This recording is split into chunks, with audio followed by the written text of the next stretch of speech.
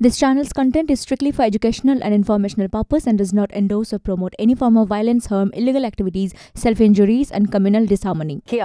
আমরা দেখেছি একটা বাংলা প্রবাদ যেটা ইদানিং বারবার শোনা গেছে, শঙ্খ বলতে পারবে শুভেন্দু অধিকারীর গলায়, যে ঠেলায় না পড়লে বেড়াল গাছে ওঠে না।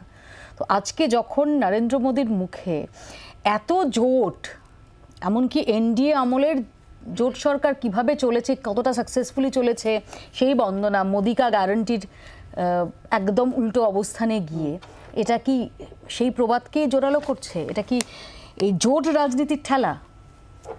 দেখুন, প্রথম কথা অবশ্যই জি 24 ঘন্টার মারফতে পশ্চিমবঙ্গের যত ভারতীয় জনতা পার্টির সমর্থকদের আমরা শুভেচ্ছা জানাই, কারণ তৃতীয়বারের জন্য কিন্তু মোদী সরকার গঠিত হচ্ছে। আপনি বলতেই পারেন মোদী সরকার না এনডিএ সরকার। দেখুন, এনডিএ যারা শরিক দল আমাদের, তারা সর্বসম্মতিক্রমে তারা মেনে নিয়েছে নরেন্দ্র মোদী তাঁদের নেতা, সংসদীয় নেতা। আজকেই ইতিমধ্যে রাষ্ট্রপতির কাছেও গেছিলেন মাননীয় হবু প্রধানমন্ত্রী। বিষয়টা হচ্ছে, আপনি বললেন জোটের জ্বালা, ভালো প্রশ্ন। অথবা ঠেলা, জ্বালা ঠেলা যাই বলুন না কেন, দেখুন 2014 এবং 19 প্রতিবারেই নিঃসন্দেহে ভারতীয় জনতা পার্টি প্রায় 30 বছর পরে যে কোনো রাজনৈতিক দল হিসেবে নিরঙ্কুশ সংখ্যাগরিষ্ঠতা অর্জন করেছিল। কিন্তু নিরঙ্কুশ সংখ্যাগরিষ্ঠতা অর্জন করে কিন্তু আমাদের যারা শরিক দল, তখনও যারা ছিলেন এনডিএ শরিক দল, হতে পারে তাদের একজন দুজন সাংসদ, হতে পারে তাদের আসন সংখ্যা কম, আমরা কিন্তু বরাবরই বলেছি এনডিএ সরকার, নরেন্দ্র মোদীর নেতৃত্বে এনডিএ সরকার। এবারও তাই। হ্যাঁ, এবারে হতে পারে আমরা ফার্স্ট বয় হয়তো ফুল মার্কস পাইনি, হয়তো ডিস্টিংশন পেয়েছি, স্টার মার্কস পেয়েছি, কিন্তু এই যারা বলছেন জোটের ঠেলা বা জ্বালা, আমি তো বলবো উল্টো দিকে মৌপিয়া, যে দেখুন জোটের ঠেলা কাকে বলে। পশ্চিমবঙ্গে এখানে বলছেন অভিষেক বন্দ্যোপাধ্যায়, মমতা বন্দ্যোপাধ্যায় দুর্নীতিগ্রস্ত, তাদের নিয়ে তাদের জামাই আদর করে বরণ করে তাদের নিয়ে বসাতে হচ্ছে পাশে সেই অভিষেক বন্দ্যোপাধ্যায়কে। এটা জোটের ঠেলা নয়, এটা জোটের জ্বালা নয়, এটা তো ঠেলায় পড়লে বেড়াল গাছে ওঠা নয়।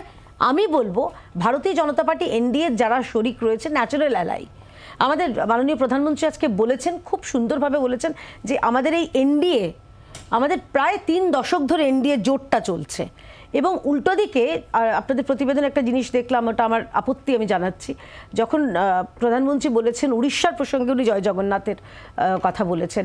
উড়িষ্যা ভাবলেই আমরা স্বাভাবিক মহাপ্রভু শ্রী জগন্নাথের কথা বলি, পশ্চিমবঙ্গে আমরা বলি মা দুর্গা, মা কালীর কথা, অযোধ্যাতে অবশ্যই ভগবান শ্রীরামচন্দ্রের কথা বলি, সব যেখানে যেখানে আমরা যাই।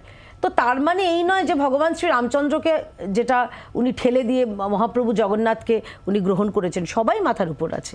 আমাদের কাছে শ্রী রামচন্দ্র যা, প্রভু জগন্নাথও তাই। এবং প্রধানমন্ত্রীর বক্তব্যে আজকে খুব সুন্দরভাবে বলেছেন যে উত্তর পূর্ব ভারত এবং গোয়ায় যারা মাইনরিটি, সোকাল্ড মাইনরিটি খ্রিস্টানরা রয়েছেন, তারাও কিন্তু এনডিএর ওপরে, এনডিএ সরকারের উপর তারা আস্থা রেখেছেন।